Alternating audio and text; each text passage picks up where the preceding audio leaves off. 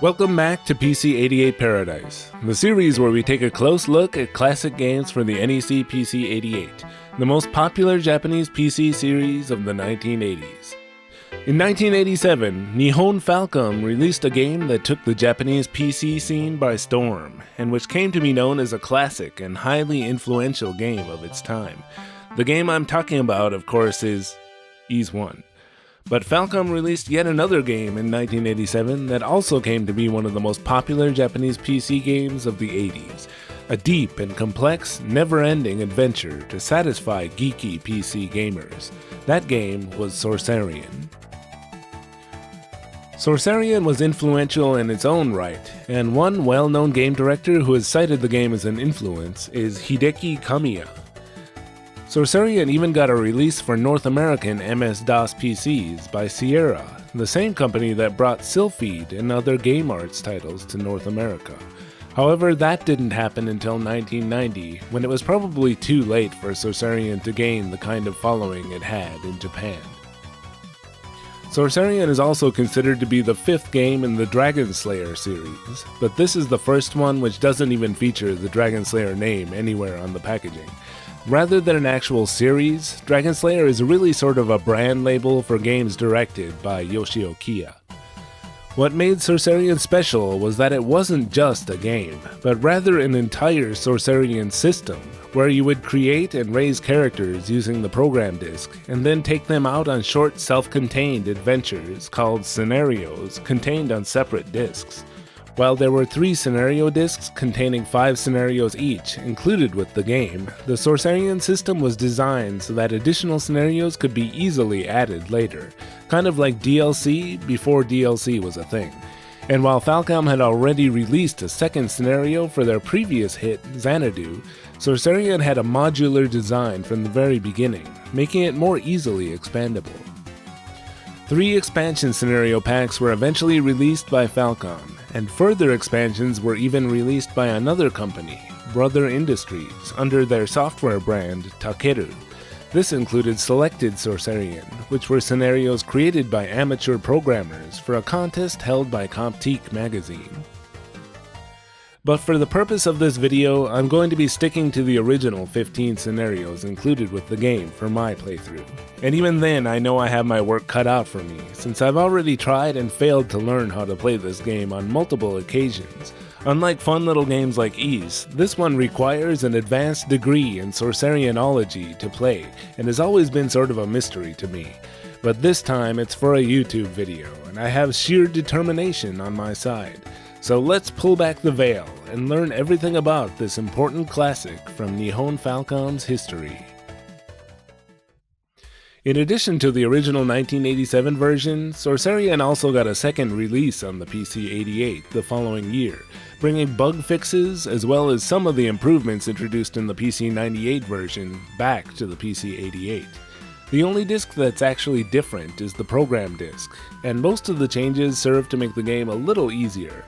Since I'm scared as hell of this game's difficulty, I'll be playing the 1.1 version and pointing out some of the changes along the way. My 1.1 version is missing some stuff, but still has a registration card. And my 1.0 version has a survey card and order form for Falcom goods. You can also see a Sorcerian sticker that was used to seal the game. The manual is identical in both and is quite a thick tome. It includes a complete list of spells. Wow, that's pretty metal. Then there's a section for each of the 15 scenarios, including an intro story and list of monsters who appear in each one. There are 5 floppy disks, consisting of the program disk, user disk, and 3 scenario disks. To start the game, you just need to boot the program disk, but the manual recommends that you also go ahead and insert the user disk in the second drive before pressing power. Falcom didn't include a way to back up your user disk on the PC-88 version. You're supposed to just use the original, but I've prepared a backup using my own methods.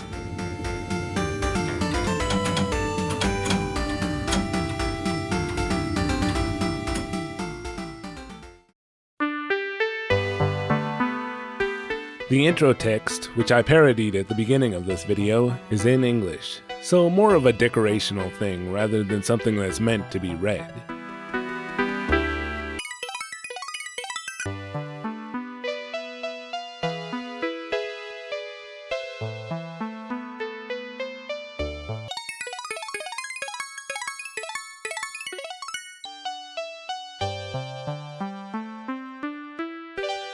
I'm not crying, you're crying. After the intro, we're taken right into the main menu, which the game calls the castle. This is where you create and manage your party. There are a ton of options here, and I'll cover them as I get to them. But first of all, you can't do anything until you create some characters. So we go up here to create character, and first we input a name using the keyboard. You can choose between 4 classes: fighter, wizard, dwarf, or elf, and then choose male or female. You then get some bonus points that you can apply to any stats you want. You can even subtract from the pre-allotted points and apply them elsewhere if you desire. Adjusting the character's age will also give you some more bonus points, but the downside to having an older character is that they will die sooner of old age. Then once you've created your characters, you have to bring them to the hub town called Pentawa, where you'll first choose a character and then your desired shop. For now, let's just go to the equipment shop at the top. Each character needs to have a full set of equipment before they can be added to the party. The fighters and dwarves need arms, armor, and a shield, while the wizards and elves need the 3 Rs, a rod, robe, and ring. There's only one standard issue version of each of them for sale here, but you might find better equipment in some of the scenarios. So back on the castle screen, let's save the game. In the PC-88 version, you can only save at the castle. On the user disk I have inserted in Drive 2, I'll save to slot 1. On slot 0, there is a pre-made party that was included with the game, which the manual calls the Instant Party, and luckily for me, nobody saved over it on my copy. So as much as I think it would make a fun video to bring you on adventures with my characters Mr., Jakes, Basement, and Brothers, I ultimately decided to use the Instant Party, which should make the game yet a little easier. These pre-made characters are mentioned in the story in the manual and even appear on a Sorcerian drama CD. Say hello to our fighter named Duel, a wizard named Christy, a dwarf named Golkus, and an elf named Irina. Christy actually is the only one of these who only appears in the game, being replaced in the manual instead by a wizard named Zahalan. So next we go up to organize a party and select the 4 characters in our preferred order, and then finally we can go to the upper left corner and select Set Off on an Adventure. We are then asked to insert our preferred scenario disc in Drive 2, and I'll start with scenario disc 1. At the top is the very easiest and most well-known Sorcerian scenario, and also the only one I've ever managed to finish, Kieta Osama no Tsue, or the Lost Sceptre of the King. Again, there's a long introduction to each of the scenarios in the manual, but I kind of prefer to just read the abridged versions here in the menu. Basically, the king's magical scepter, which keeps the town of Pentawa peaceful, has been stolen by orcs. So here we are. Sorcerian has always struck me as extremely flawed as an action game, since it's pretty much impossible to fight with any precision. You control the leader and the rest of the characters follow right behind. Press the left trigger button to make your melee attackers swing their weapons simultaneously, and the right trigger for your magic users to use their currently equipped magic. With the standard issue rod, you get a simple fireball. Press C on the keyboard to change the party leader, I for inventory, S for status, and E for equipment. Escape pauses and you can toggle caps lock on to display your remaining HP and MP. This window automatically changes position on screen to stay out of the way of the action, but it's a little annoying how slow it disappears and reappears. Unfortunately, I do have to keep it on a lot in order to make sure my characters don't die. Also, like in many Falcom games, you can stop anywhere and wait for your HP to automatically restore. Your MP also gradually replenishes itself, even while you're moving, just so long as you aren't using magic. When you encounter monsters, you can press M on the keyboard for more info about the type of monster you're currently fighting, but only if you have a character with knowledge of monsters. So let's smash into them and hope our stats are better than theirs, cause it's pretty hard to hit enemies without getting hit by them. Fighting the regular monsters rarely gives you much experience, and you also have to clear the screen completely before you're awarded any. Thus, there's probably a lot of footage of me just ignoring them. The main way you earn experience is by defeating the bosses and also clearing the scenarios. The most noticeable difference between versions 1.0 and 1.1 of the PC-88 game is that 1.0 has a double jump that needs to be executed by pressing up, up with the exact right timing. It's so difficult that even experts sometimes screw it up. For version 1.1, this is replaced by simply holding up for a longer jump, just like all the other later ports of Sorcerian. Even though I've never been a fan of Sorcerian, the one aspect of the game that I've always loved is the music. It was composed by a team of composers almost identical to the one from the first two Ys games. Yuzo Koshiro is the most famous, and according to lists available nowadays showing who composed each track, over half the music is his. Every scenario has a good 3 to 6 unique tracks, so this game is a treasure trove of lost Falcom music for those who have yet to discover it. And right now you're listening to what, in my opinion, should be regarded as a classic right up there with the best tunes on Ys 1 and 2. A Koshiro track usually known simply as Dungeon, from the scenario Kieta Osama no Tsue.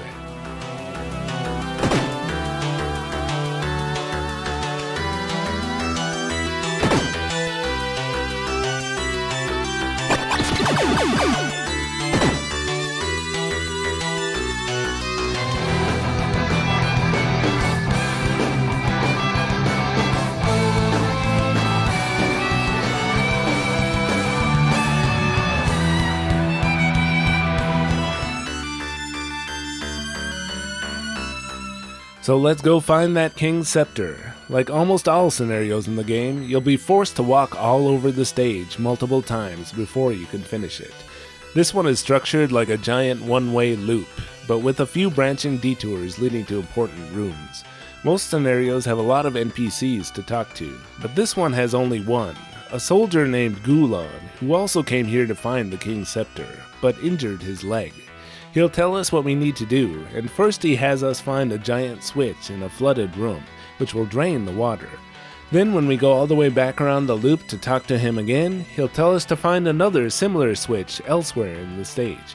He doesn't say where, but if you look around you'll probably find it. Oh yeah, and there's also a room with a boss, which is 2 Hydras.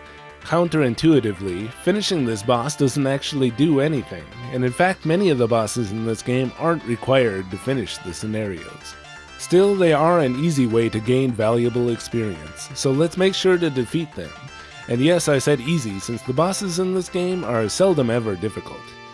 Anyway, we can go back to that room that was flooded earlier, and now that we've found the second switch, we can just walk through this impassable looking passage, fight some orcs, and find the lost scepter, the goal of the scenario. Oh yeah, and there's also a long sword here if you look hard enough. Now that we've found the scepter, the music changes to a happy sounding tune. In the PC-88 and later versions, the clear music is the same in every scenario, to let you know that the main goal has been achieved and you can go back to town. But here in the PC-88 version, the clear music is different in each scenario, though a lot of them don't have clear music at all. So even after you've cleared a scenario, you still have to make a triumphant victory lap back to the entrance where you first started. This scenario though has a ton of hidden items that can only be found after clearing it, like Gulan's axe, which can be found by talking to Gulan one last time, and then making yet one more loop around the stage to find him gone, leaving only his axe behind. Anyway, let's just leave the stage and call it a day. After each scenario, you get this screen called the Traveler's Inn, where you divvy up the loot. First of all, it asks if you want to give the king back his scepter. Whoa, you mean I don't have to give it back? And if you do so, you get a bonus of 200 experience. I was kind of curious to see what it does if you just keep it though, and ended up playing through the scenario a second time after this in order to get it, and also grab some of the hidden items I missed. I know now, recording this script, that this wasn't really a good idea. It aged the characters an extra year, but for better or worse, that's what I did. The King's Scepter ended up being Christie's new weapon throughout most of the game. The way that you divvy up items is pretty weird.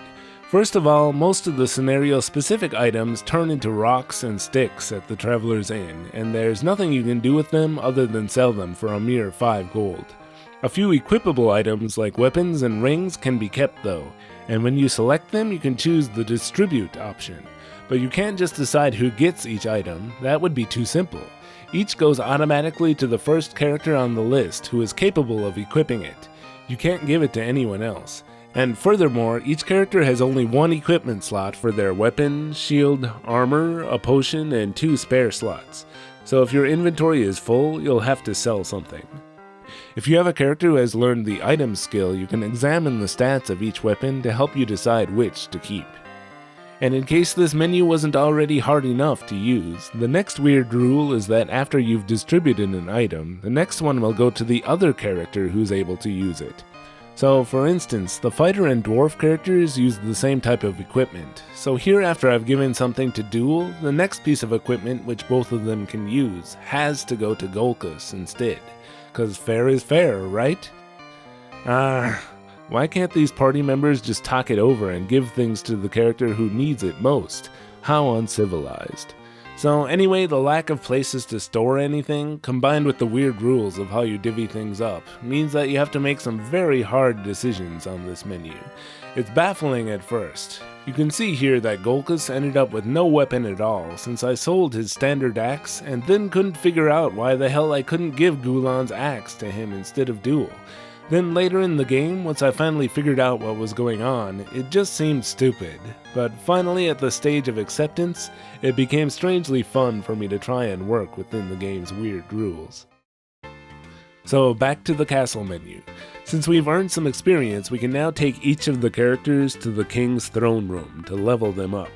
One difference between version 1.0 and 1.1 is that your experience resets to 0 after each level up in the old version, whereas in this one you get to keep the remaining experience toward your next level up. So after looking at some walkthroughs and playthrough videos, I decided it would be wise for my characters to learn some skills before moving on, and took them to the dojo, or trial field as the game calls it in English. There are 4 skills you can learn here, and it's a good idea that you have at least one character learn each of them. The items, traps, monsters, and herbs skills. The traps skill is especially important in my opinion, since there are booby-trap doors and chests everywhere in this game, and unless the current leader has learned the skill, they'll end up dead or with a status ailment that's basically a death sentence, just from touching them. Alternatively, there are also training courses to raise each of the possible status parameters too. Enrolling a character in training puts them out of commission for 2 years, or 3 in the 1.0 version, so unless you have a second party of characters you're raising simultaneously on the same file, it's a good idea to put all your characters in training at once. Now that they're all in training, I'll use the progress time command twice to move time forward by 2 years. You'll get a message that the character has completed the training and they'll be available for use again, but 2 years older. Now, I'm sure you're all wondering by this point if we should be worried about the characters getting older. And, yes. This game is a race to make your characters stronger and put them to good use in the scenarios before they get old and die. Even playing a scenario, whether you finish it or not, advances time by 1 year. Though of course I just loaded my game whenever I needed to restart a scenario. 60 is considered old for the human characters, 100 for dwarves, and 200 for elves. The advantage to the humans though is that they level up faster. Once a character reaches old age, they'll start taking random hits to their stats every year, and will eventually randomly die. You then can create a second or third generation version of the dead character if you want, who will get to keep their parents' gold and equipment, but will start back on level 0, with a set of stats roughly based on those of their dead parent. Alternatively, there is also a rejuvenate spell to make your characters younger again, but with a stat penalty. And players also figured out a simple trick to make their characters immortal, cause, let's face it, who really wants to see their characters that they've spent time building die? That's probably why most modern games don't include aging as a game mechanic. Falcom didn't like Sorcerian players trying to skirt mortality though, and introduced penalties for having immortal characters in the add-on scenarios. Okay, but what if a character gets killed? Best thing to do is use a resurrect potion on them before exiting the scenario, cause if you've got dead characters here at the castle menu, you've got problems. You can pay to have them resurrected at Esther's magic shop, but better save your game first because it has a random chance of failure, and then your character is permanently dust. And even when it succeeds, there are always side effects. Sometimes, dead is better. The better option is only available if you happen to have a character who has over 15 karma and has prayed to the gods at the temple nearly every year. Then they will go to the land of the gods when they die, and can be revived for free at the temple with no side effects. Okay, I think that's enough for now. Let's do another scenario. One mistake that first-time players, including myself, often make is trying to move on to the second scenario on Scenario Disc 1 after clearing the first. In actuality, each disc has one scenario from each of 5 difficulty levels, and if you clear the easier ones first, you'll be on a higher level and ready to take on the harder ones later. So let's move on to the first scenario on Scenario Disc 2, The Magician of the Dark Marsh. The quest here is a plea from a father whose daughter has been tricked by an evil magician and turned into a toad. Early in the scenario, we can meet the magician named Fragiole, It must be Italian. who insists that the daughter has become a toad by her own free will, and we can fight him if we want. He's actually a dragon. Well, guess we killed the evil magician. But amazingly, even though this is the main villain of the scenario, again, we don't need to do this boss. Eventually, I also found the toad daughter. She's annoyed that her father has sent someone to save her again, and insists that she has taken the form of a toad in order to prepare for her wedding with the wizard Fragiole. How becoming a toad is part of her wedding preparations is never explained. The party doesn't bother to tell her, by the way, that they've already killed her fiancé. She does notice, however, all the items we've found so far in the scenario, and says that those all belong to Fragiole, and she doesn't want to talk to Thieves. So then we have to go and put everything back in the chests where we found them, and even give back the honey to the bees. Sorry bees, please stop stinging me. Then once she's finally ready to talk to us, she asks us to bring her a kettle and flame, and then bring her all the items we just put back again. Wait, what? Bring them all back to her, and she instructs us how to cook up a potion that turns her back into a human. Then she just kind of says that she was suspicious that Fragiole was a bad guy all along, and agrees to go back to her father. This whole scenario just left me saying WTF. But anyway, that's one more scenario down, and the first time I've ever cleared more than one scenario in a Sorcerian game. Sorcerian has an overly complicated magic system. I guess that might be why it's called Sorcerian. I'm definitely not going to explain much beyond the basics, but anyway, the magic in Sorcerian is all in the character's equipment. Characters don't actually learn spells, kind of like the opposite of how it works in Spaceballs.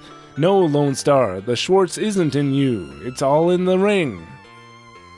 So you'll find equipment that already has a magic spell it can use, like the King's Sceptre, or you can just take any old piece of equipment and have Esther cast magic on it at her shop. She can cast any of 7 elements on an item, and combining different elements in different orders creates different spells. One of the most easy to create and most useful spells is Heal, which is created by combining wood and sun. So we first give her a ring to have her cast the wood element on it, and it takes 3 years. So better say goodbye to that ring for a while and buy another standard issue one for the time being. After 3 years, you go get the ring back and then have her cast sun on it, which takes another 3 years. Once it's finally done, the ring can use Heal, and those 6 years were nothing, by the way, compared to what it takes to create some of the more advanced spells in the game. If your character has over 15 karma though, it takes only 1 year to cast each element instead of 3. Wait a second, Esther, you mean you've been making me wait 3 years instead of 1 just because you don't like me? I'm a paying customer. I want to see you chanting over that ring all day every day until it's done. Get it done in a year. Fortunately, fans have figured out that you actually only have to give her the item and then just take it back right away, and the element is already cast on it, even though Esther says it's not ready. You only actually need to wait the 3 years when the last element is cast. This feels kind of like a bug though, and I chose not to take advantage of it. And by the way, there's also a much more complicated system for adding new elements onto equipment which already come with magic. You can't just start adding on elements like you would with fresh equipment. The main walkthrough site I was using for this game has a magic simulator where you enter the elements the item comes with, and then it shows you what magic you'll get by adding on new elements. Definitely useful, because I'm not going to figure out how this all works myself. Okay, let's do the last level 1 scenario, the Gods of the Heavens. This is the first one where we can only bring a max of 3 characters along instead of 4, and I ended up leaving behind Irina for some dumb reason, like her ring being currently in Esther's shop. In this one, the gods are angry and punishing the humans, so we have to find out why.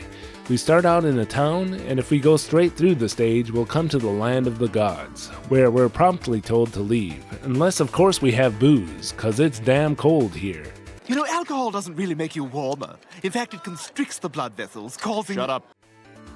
So back in town, we get wine from the liquor store, and there's also this guy who has a beanstalk or whatever in a pot. And we also find a red seed in an abandoned building nearby. We use the wine to get into the land of the gods, but the god Yuita promptly throws us back down to Earth. On the way back to town, our characters accidentally drop the red seed, and of course, coming back to this screen later will give us a beanstalk that acts as an alternate entrance to the heavens. Here we meet a bunch of gods and have to help sort out a number of disputes between them, since I guess they hate talking to each other or something. We also meet a harpist named Anna, who briefly joins the party. And this is the only reason why some of the scenarios only allow you to bring 3 characters. It's just so that NPCs can temporarily join the party for story-related reasons. We bring her to a goddess who will give her a silver harp, which we can then play for the god Yuita to calm him down. We then learn from Yuita that he's angry because his magic bracelet was stolen by a priestess. We defeat the priestess back on Earth and return the bracelet. End of scenario. Okay, I'm going to be skipping around through the scenarios now, but here's a weird one. Romancia, a scenario based entirely on Falcom's previous game of the same name, the 3rd game in the Dragon Slayer series. The BGM is all taken from Romancia, though the new versions in Sorcerian all sound much better.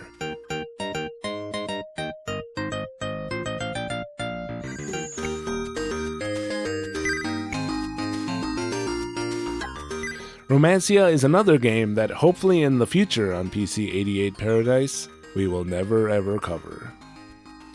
The level 2 scenarios like Romancia are the first place where I found doors that only Golkus could open. Making sure you have a character who can open the heavy doors is really one of the most important tips I can give for Sorcerian. It's usually good to have at least one dwarf, since they tend to have higher vitality. The vitality statistic in this game is literally only used to determine whether or not the characters can open heavy doors, and they'll need to have a certain number depending on the difficulty ranking of the scenario. And when Golkus didn't have enough vitality to open the doors in the next scenario, I just gave him the 2-year vitality training at the dojo, since there's no other way. Here I actually ended up training Duel so that he also had enough vitality to open the level 2 doors. Romancia is also a 3-character only scenario, and it's also the only one of the 15 original scenarios where the characters' jobs come into play. You need a doctor and a fortune teller. So Sorcerian also has a job system, cause apparently in addition to being adventurers, each of these characters have day jobs. I didn't mess with the job system much, since really all it does is determine whether you get more gold or experience automatically each year, and by the end of the game you end up getting most of your gold and experience from the scenarios, not the job system. You do also get certain status bonuses and penalties for each profession, and I guess if I were to play this game again I would probably pay more attention to that. There are also lots of stipulations on what kind of characters can do which jobs, however, so no, unfortunately you can't be whatever you want to be when you grow up. Sorry, you were lied to. But you can change jobs whenever you want. Anyway, in the Romancia scenario, you do actually meet the hero of the Romancia game, Fan Freddy, very briefly. And at the end when we save the princess, the king asks her if she happened to meet a prince named Fan Freddy on the way, and she says, "No, father, I've never heard of him." I guess it's supposed to be a joke how we basically just rewrote the Romancia story, but without the hero saving the day. It did make me actually wonder though if there was still more to do in this scenario before we leave. There isn't, but more than a few of the scenarios feel surprisingly ambiguous about whether they're actually over or not. And I really didn't want to leave a scenario if it's not completely over. You can replay the scenarios as many times as you want, but there's no way to resume a partially completed one. Okay, next let's do Riddle of the Red Jewel. In this one, a mysterious red jewel has suddenly descended down into a peaceful forest, causing some of the inhabitants to start acting strangely. Most of the stage in this one is a clever maze leading up through the trees. I'm getting some serious Popful Mail vibes here. And indeed, many aspects of Sorcerian do feel like precursors to other Falcom games, like most certainly Ys 3, though Ys 3 plays much better in my opinion. Anyway, if you can manage to navigate the maze, you'll find a moth giant and get the red jewel, which you can wash in a magic spring, changing it into a harmless yellow jewel. That's it. When looking at the walkthrough for stages like this one thing I often found disappointing was the lack of good equipment to be found in the PC-88 version, whereas the PC-98 and later versions become loot fests thanks to all the newly added stuff to find. Hey, I want to find some good loot too, but one thing I do have at my disposal is the separately sold utility disc. To access this, you select Utility on the castle menu and it asks you to insert the utility disc in Drive 2. Here there's a ton of things to mess with, many which will make the game a lot easier. The item shop allows you to buy some pretty good equipment for a reasonable price. This is also the only possible place to trade equipment among your party members, by selling it once to the item shop where it gets saved in the shop's inventory. You then can buy it back as a different character, though of course you'll lose money due to the shop acting as a middleman. Next, the Cast Magic command will allow you to simply add a spell to a piece of equipment rather than having to go through the complicated process at Esther's shop. You can also change a character's or item's name, fight the end boss early, or play a board game using your Sorcerian characters. The winner will gain some experience. The main draw of the user disc tools is allowing you to move a character from one save file to another. Say you have two favorite characters, but they're on two different save files. That means that normally the two of them will never meet, but now they can form a party together.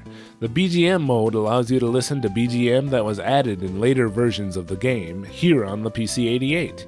And on the PC-98 version, it's the opposite. It lets you listen to BGMs that were deleted for the PC-98 version. Then there's a Sorcerian quiz where you can win gold and experience, a newsletter mode where Tetsuya Igarashi, one of the game's scenario writers, will read you some fan mail, and the final option is to return to the castle. Okay, let's do another scenario. In The Head of Medusa, a town is being terrorized by a Medusa who has turned most of the people to stone. In the original myth of Perseus, it was a Gorgon who was named Medusa, but I guess here Medusa is a species of monster.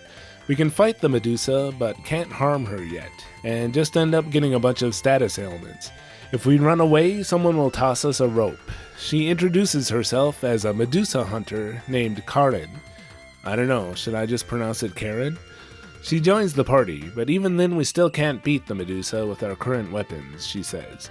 I don't understand how you can call yourself a Medusa hunter if you don't even have the proper equipment to kill a Medusa. We learn of a magic spring where it feels like our weapons suddenly become lighter, and then finally we can defeat the Medusa. All the stone townspeople will then return to normal, cause I guess that's how the rules work here. Oh, I must be out of shape. I feel kind of stiff. Next, the Cursed Oasis.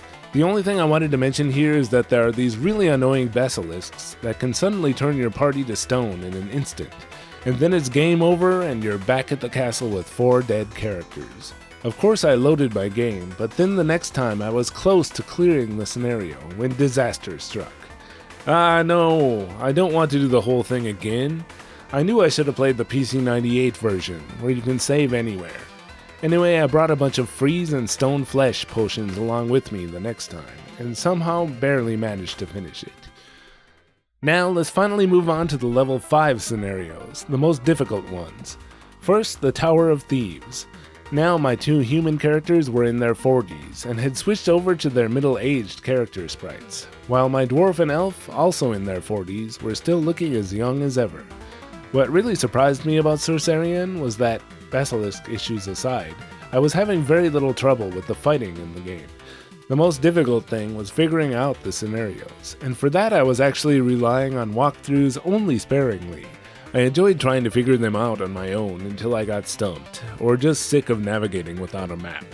But nothing could have prepared me for how long these last 3 scenarios are compared to the others. I think most scenarios in this game took me less than an hour, but the Tower of Thieves took me 2, and that felt really long for this game. The map is vast, with both a lower and upper tower section, and a large subterranean cave.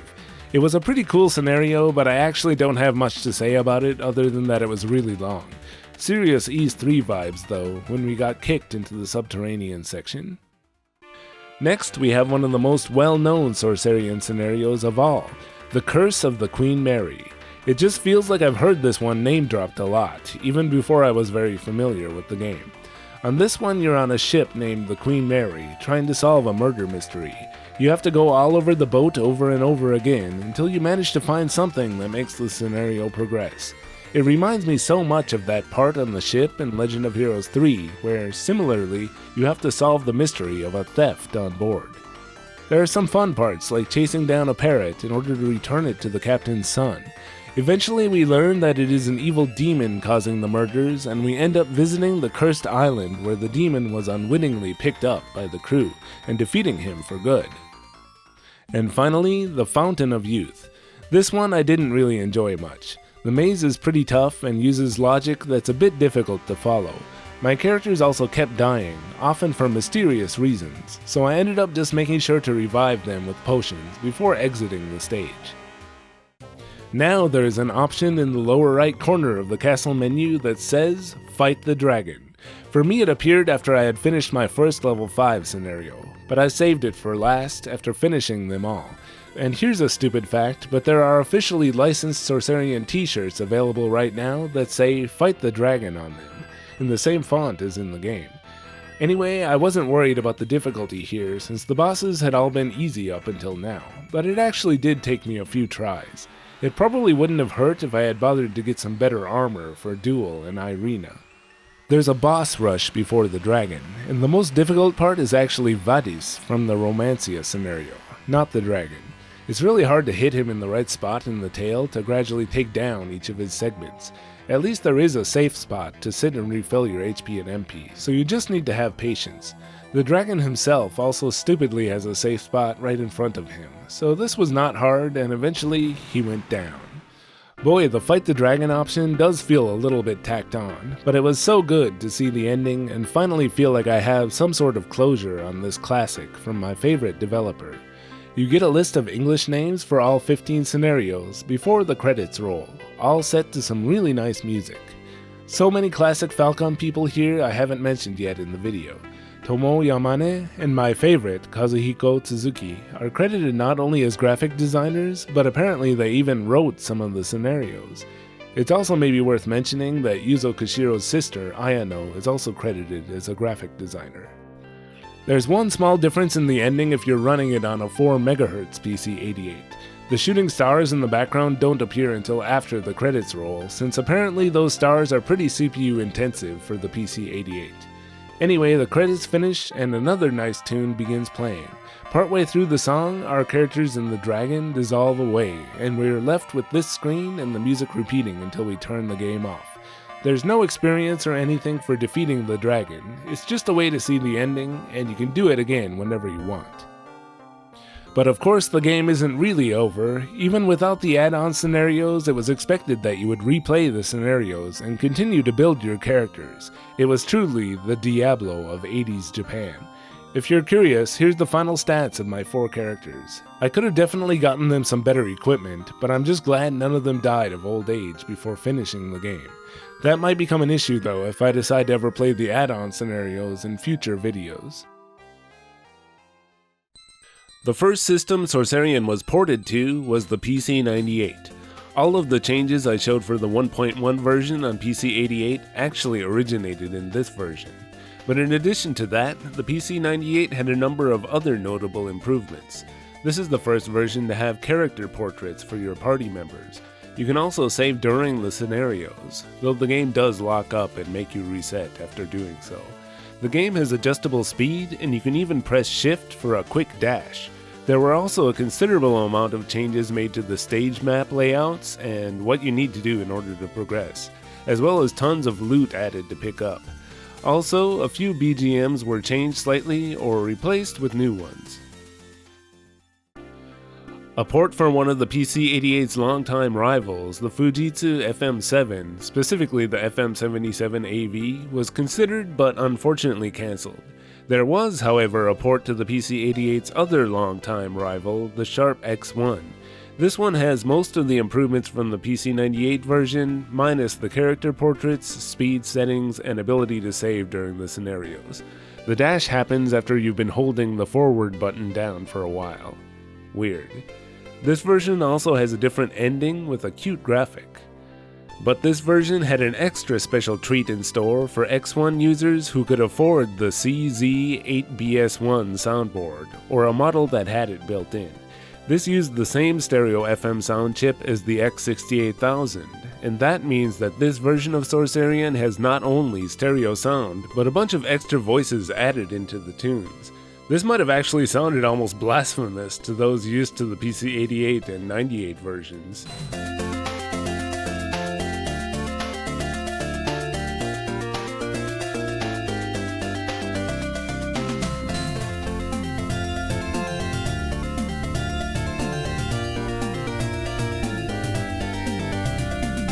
But it also sounds amazing.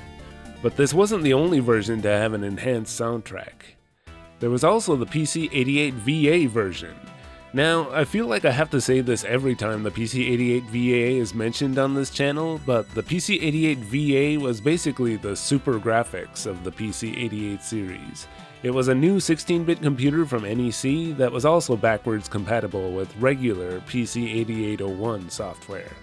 The VA never really took off, and there were a few games made specifically for it, but one of those few games was Sorcerian and every one of its add-on scenarios. This is basically a straight-up port from the PC-98, including all improvements from that version. Plus, this is also the only version to have the so-called complete version of Curse of the Queen Mary, with an extended stage map on the Cursed Island. But as for the music, this version used the PC-88's Soundboard 2. Now, the Soundboard 2 also existed for the regular PC-8801 when Sorcerian was released, but it seems to have been Falcom's policy to not bother supporting it until much later in 1991. But for whatever reason, for the PC-88 VA version of Sorcerian, they made an exception, and so this version has stereo arrangements based on those from the X1 version. This is the version of the soundtrack that was used for Sorcerian Original Soundtrack Volumes 1 and 2, released in 2011.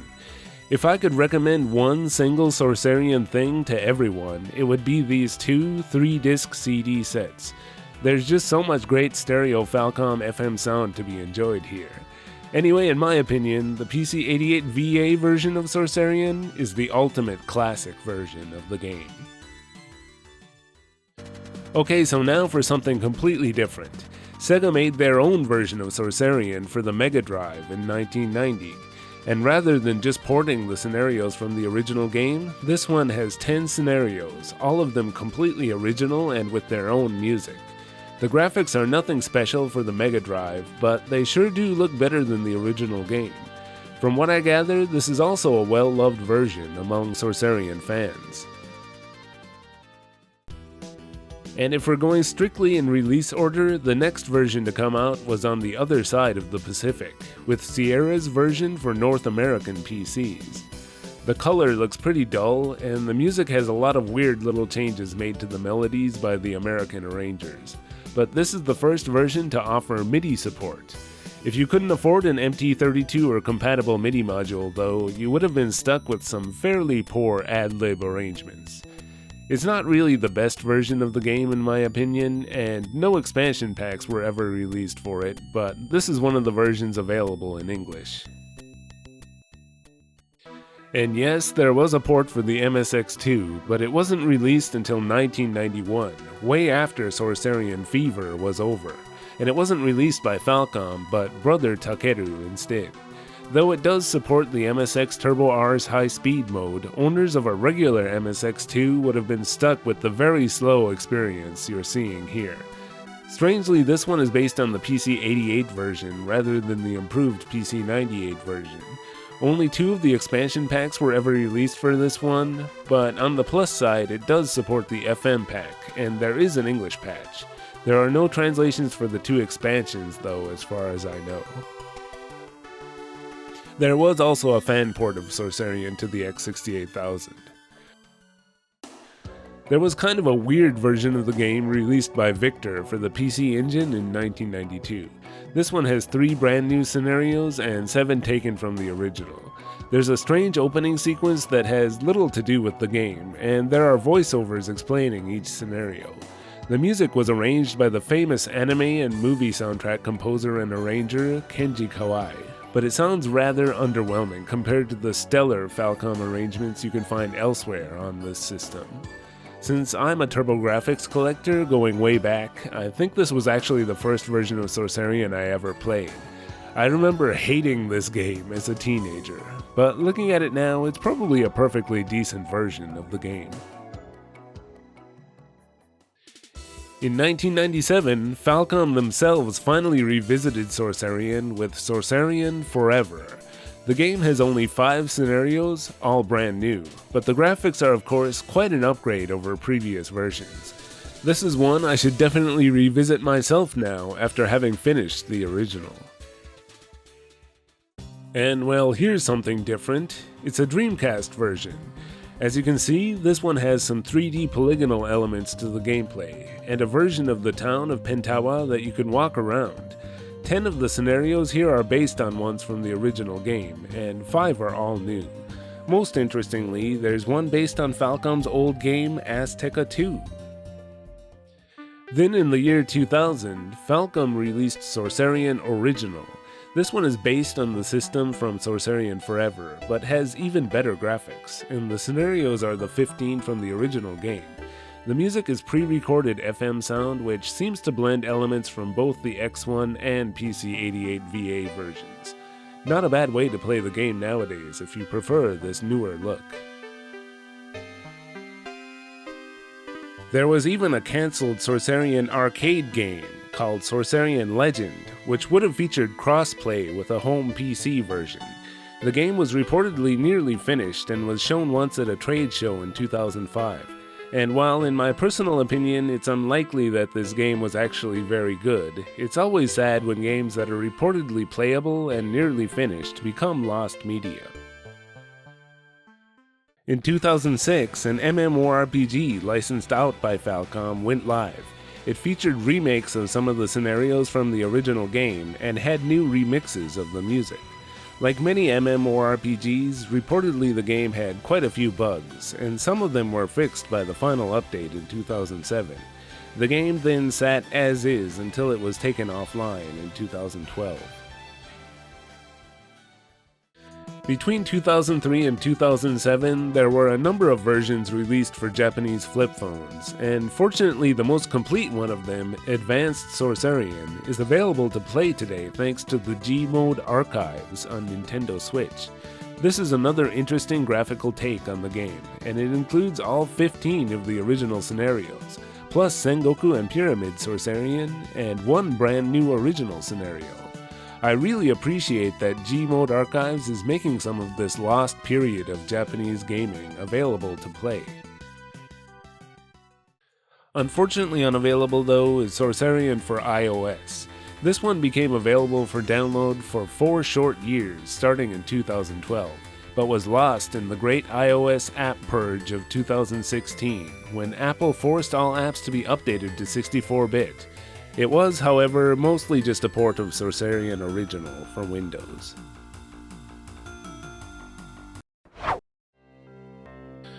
Sorcerian is a game that I'm so glad I finally played. It was a notable gap in my knowledge of Nihon Falcom, and I think this game was a huge stepping stone in making Falcom who they are as a company. This feels like the heart of Falcom in a way, and if nothing else, the nostalgia-inducing graphics and music truly made it feel like I was discovering some sort of lost Falcom game. Of course, the game was never lost, it was here waiting for me all along. And besides, it's so nice to finally have stages in my mind to go with the game's tunes, many of which I recognize while playing the game. It still isn't one of my favorite Falcom games by any means. The scenarios involve a lot of erranding and going back and forth in order to progress, but I was willing to play along, and it felt really rewarding to finish each one. So I guess you could consider me a fan of Sorcerian now. At least I can understand the appeal. While a hardcore 80s PC gamer would have easily finished Ys 1 in a few days, and then had nothing better to do with it than play it over and over again, Sorcerian offered the possibility of endless character building, for those so inclined. What I had always planned to say at the end of this video is that Sorcerian is not a game I can recommend you get into today. The one part of it that still really holds up is the music. But I think actually I'm going to revise that statement a little bit now, considering how great I feel after finishing it. If you're a big Falcom fan, and even after watching this video by some miracle you still think that Sorcerian, with all its complexities, is something that you'd enjoy, then by all means have at it. I hope you enjoy learning and experiencing the game as much as I did.